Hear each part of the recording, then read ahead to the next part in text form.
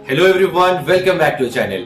दोस्तों, दुनिया भर में अलग अलग टाइप के ग्राउंड गेम्स खेले जाते हैं, मगर जितना क्रेज और जितनी पॉपुलैरिटी इंडिया के अंदर क्रिकेट के लिए है, उतनी शायद ही किसी और गेम के लिए होगी। इंडिया के अंदर क्रिकेट को इतने जुनून और इतने पैशन के साथ खेला जाता है जिसकी कोई और मिसाल हमें नहीं मिलती। इसी वजह से इस बात में कोई हैरानी नहीं कि जब आईपीएल इंट्रोड्यूस हुआ तो बहुत ही कम टाइम में उसने पॉपुलैरिटी के एक नए हाइट्स को अचीव कर लिया। और हम सब लोग जानते हैं कि आईपीएल जितना एक स्पोर्ट्स है, उसी के साथ साथ उसके साथ एक बहुत बड़ा बिजनेस भी जुड़ा हुआ है। तो आज की इस वीडियो में चलिए समझने की कोशिश करते हैं कि आईपीएल का बिजनेस मॉडल कैसे वर्क करता है, यानी कि आईपीएल की टीम्स किस तरह से पैसे कमाती है, फ्रेंचाइज को क्या उसमें बेनिफिट होता है और कैसे ये 2 महीनों का एक पूरा सिस्टम वर्क करता है। आज के इस वीडियो में हम डिटेल में डिस्कस करने की कोशिश करेंगे।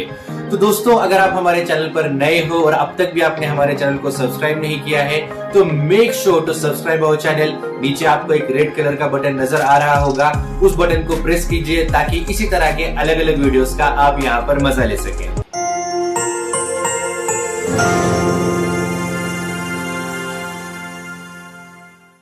दोस्तों, क्रिकेट की शुरुआत 18वीं सेंचुरी में इंग्लैंड के अंदर हुई। उस टाइम पे टेस्ट क्रिकेट का फॉर्मेट ये बहुत ज्यादा पॉपुलर था और देखा गया तो उस टाइम के अंदर लोगों के पास एंटरटेनमेंट के लिए बहुत सारे वेज नहीं हुआ करते थे, इसलिए ये मल्टीपल डेज का फॉर्मेट उस टाइम पे बहुत पॉपुलर था। और टाइम के साथ साथ क्रिकेट के फॉर्मेट के अंदर ढेर सारे बदल हुए।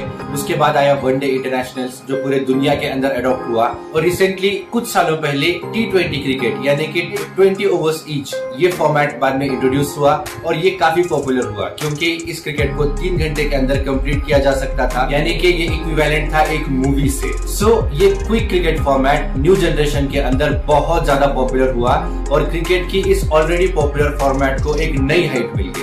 और वहीं से 2008 के अंदर आईपीएल यानी कि इंडियन प्रीमियर लीग का फॉर्मेट इंट्रोड्यूस हुआ। दोस्तों, देखा गया तो आईपीएल ये ईएफएल यानी कि यूरोपियन फुटबॉल लीग से काफी सिमिलर है। वहां पर जिस तरह से अलग अलग क्लब्स बनाए जाते हैं और उन क्लब्स के बीच में जो मैचेस होते हैं, आईपीएल का फॉर्मेट भी उससे काफी इंस्पायर्ड है कि कुछ ऐसे टीम्स बनाए जाएंगे जिन्हें कुछ फ्रेंचाइज ओन करेंगे और उनके थ्रू कुछ ऐसे लीग मैचेस खेले जाएंगे जिस तरह से फुटबॉल के अंदर खेले जाते हैं। और इसी कंसेप्ट के ऊपर ईयर 2008 में आईपीएल का फर्स्ट सीजन हुआ और ये one of the most successful event रहा in the history of cricket. मगर उसी के साथ साथ ढेर सारे सवाल भी हमारे माइंड के अंदर है कि आईपीएल के ओनर्स इस लीग के थ्रू पैसे कैसे कमाते हैं, किन लोगों को प्रॉफिट होता है, क्या इसके अंदर लॉस भी हो सकता है।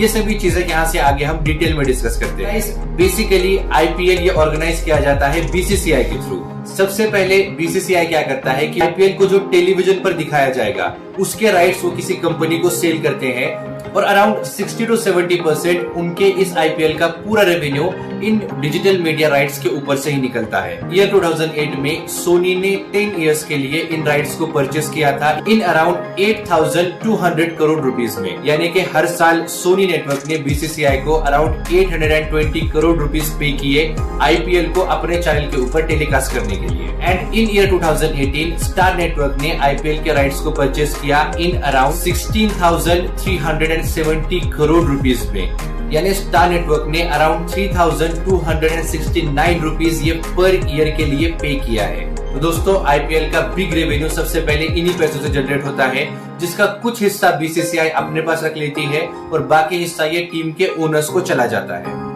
नाउ सेकेंड वे है स्पॉन्सरशिप। दोस्तों, आईपीएल के अंदर बेसिकली 2 टाइप के स्पॉन्सर्स होते हैं। एक होता है टाइटल स्पॉन्सर और दूसरा होता है टीम स्पॉन्सर। दोस्तों, आप लोगों को याद होगा कि सबसे पहला जो आईपीएल था उसे हम आईपीएल नहीं बल्कि डीएलएफ आईपीएल के नाम से जानते थे। उसके बाद फिर पेप्सी आईपीएल आया, उसके बाद वीवो आईपीएल आया और रिसेंटली 2022 में हम अभी आईपीएल को टाटा आईपीएल के नाम से जानते हैं। तो दोस्तों, बेसिकली ये वो ब्रांड्स हैं जो आईपीएल के टाइटल को स्पॉन्सर करते हैं, तो इस वजह से उनके ब्रांड का नाम ये आईपीएल के नाम के साथ लिया जाता है। और दूसरा मीडियम है टीम स्पॉन्सर्स। दोस्तों, आप लोग देखते होंगे कि टीम के जर्सी के ऊपर कई सारे अलग अलग कंपनीज के लोगो होते हैं, चाहे वो उनका हेलमेट हो, चाहे वो उनके शोल्डर्स हो, चाहे वो फ्रंट साइड के ऊपर हो या बैक साइड के ऊपर हो। दोस्तों, ये सभी उन ब्रांड्स या उन कंपनीज के लोगो होते हैं जो उस टीम को स्पॉन्सर कर रही है और इन स्पॉन्सर्स के थ्रू टीम के ओनर्स को सेकेंड लार्जेस्ट रेवेन्यू जनरेट होता है। नाउ थर्ड वे है मर्चेंडाइज सेल। आप लोग देखते होंगे कि जैसे जैसे आईपीएल का शेड्यूल नजदीक आता है वैसे वैसे कई सारी टीम्स के मर्चेंडाइज मार्केट में आना स्टार्ट हो जाते हैं, जिसके अंदर टी शर्ट से लेके कैप से लेके उसी के साथ साथ नोटबुक और कई सारे ऐसे अलग अलग हमारे डे टू डे लाइफ के प्रोडक्ट्स होते हैं, जिसके ऊपर हम अलग अलग टीम्स के लोगो, उनके प्लेयर्स की फोटो और इस तरह की ढेर सारी चीजें मार्केट में नजर आना आम हो जाता है। दोस्तों, इन मर्चेंडाइज के थ्रू भी टीम को अच्छा खासा रेवेन्यू जनरेट हो जाता है और जितनी उस टीम की पॉपुलैरिटी ज्यादा होगी, उनके प्लेयर्स की पॉपुलैरिटी ज्यादा होगी, यहाँ तक कि उनके ओनर्स की भी पॉपुलैरिटी होगी, उतना ज्यादा उनके मर्चेंडाइज सेल भी होते हैं। कई सारी टीम अपने इन मर्चेंडाइज को सेल करने के लिए अपने प्लेयर्स का भी एड के अंदर इस्तेमाल करती है ताकि आसानी से उनके प्रोडक्ट सेल हो सके। और इसके बाद फोर्थ एंड फाइनल वे है विनिंग प्राइज। दोस्तों, जो टीम आईपीएल का टाइटल जीतती है उन्हें अराउंड 20 करोड़ रुपीस ये प्राइज मनी के तौर पे मिलता है और उसी के साथ साथ जो रनर अप आते हैं उनको भी अराउंड 12.5 करोड़ रुपीस ये प्राइज मनी मिलता है, जिसके अंदर से अप्रोक्सीमेटली हाफ मनी ये टीम के प्लेयर्स के अंदर डिवाइड होती है और हाफ मनी ये डायरेक्टली टीम के ओनर्स को चली जाती है। सो दोस्तों, बेसिकली ये 4 वेज है जिनका इस्तेमाल करके एक आईपीएल की टीम अपना रेवेन्यू जनरेट करती है। मगर दोस्तों, दूसरी तरफ इन टीम के एक्सपेंसेस भी बहुत ज्यादा है, क्योंकि तकरीबन आईपीएल का शेड्यूल ये अराउंड 2 मंथ्स का होता है और इस 2 मंथ के अंदर आपको सारे प्लेयर्स के लिए होटल बुक करना है, उनके फ्लाइट टिकट्स है, उसी के साथ साथ सपोर्ट स्टाफ की सैलरी है, उसी के साथ साथ एडमिनिस्ट्रेशन का सारा कॉस्ट है, तो ये सब चीजें भी उनको बेयर करनी पड़ती है।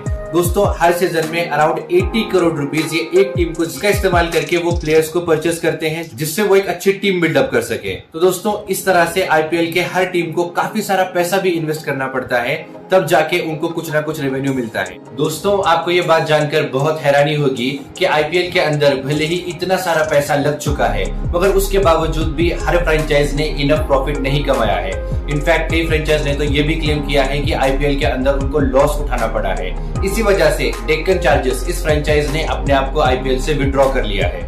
सो अब तक आईपीएल के अंदर सबसे ज्यादा प्रॉफिट कमाने वाली फ्रेंचाइज है कोलकाता नाइट राइडर्स।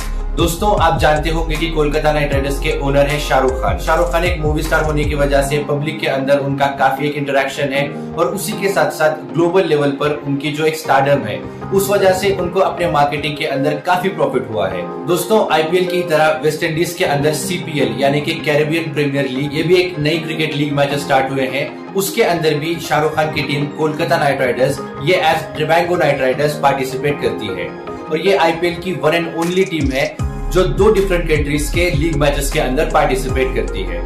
मगर दोस्तों, कोलकाता नाइट राइडर्स ने भी साल 2017 के अंदर सिर्फ 20 करोड़ का प्रॉफिट कमाया था, जो सीपीएल के किसी भी लीग फ्रेंचाइज से बहुत कम है।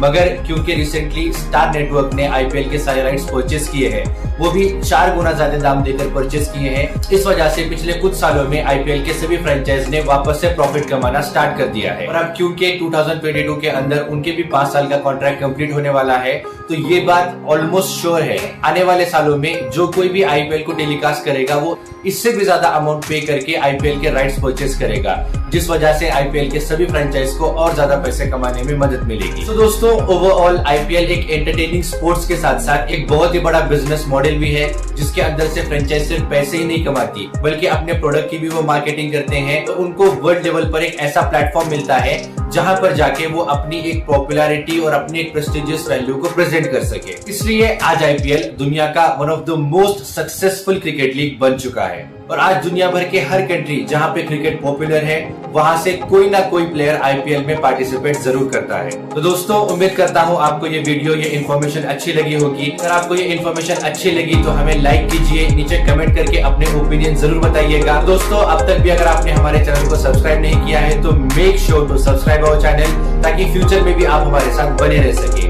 Syed, thank you so much.